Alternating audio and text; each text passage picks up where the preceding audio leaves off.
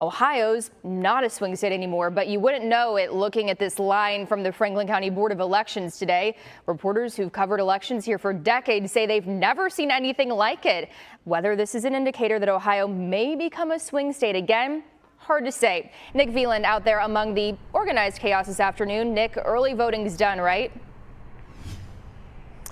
Yeah, Isabel, as you kind of saw in that video before, voting here was packed today, and even though the voting hours were between 1 and 5, people were lined up as early as 10 a.m. and as long as if you were in line by 5, you got to vote, and that voting happened well beyond 5 o'clock. Keep your voice. Thousands of people flocking to the Franklin County Board of Elections for their last chance to get their vote in before Election Day. There's so many people. It took me 2.5 hours to be on the line, and I have it done. It has been so organized, and the flow was kind of, really appreciate that, and I like what we see here. So we're happy. It was a lot of patience today, because I parked down there, and then I had to walk and find the end, and it was just a maze, a maze. It's a maze on the inside too, until you get back to vote. Depending on what time you arrived on Sunday, we heard wait times ranging from an hour and a half to 3 hours. But those knew it was worth it to make sure their voice was heard. Every voice counts.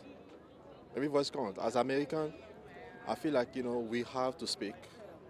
It doesn't matter, whether we belong to one party or not. But, when it comes to the U.S. election, it's a big deal. So we have to speak out, and I just vote. Right thing, the right thing. Right president. Is that why you stuck it out for as long as you did? Yes. Because things need to change in this country. It really does. Yeah, we need some new changes. The Board of Elections says on Sunday around 4,000 people voted. They did what they can to make sure it was as smooth as possible. April Carter says that this was our first and last time voting early. It was just crazy. It was a madhouse, but I know I will never wait again. I'll just do what I always have done, just come earlier instead of waiting the last day.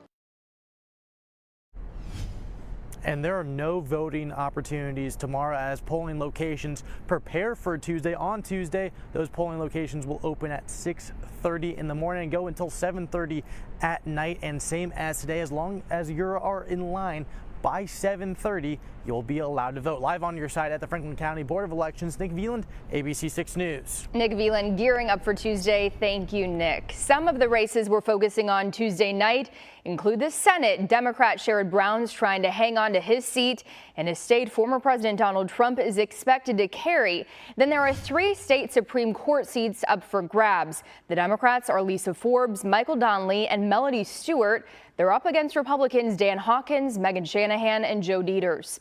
Also, the race for Franklin County Prosecutor Gary Tyack stepping down after 1 term. Columbus Councilwoman Shayla Favors up against Republican lawyer John Rutan.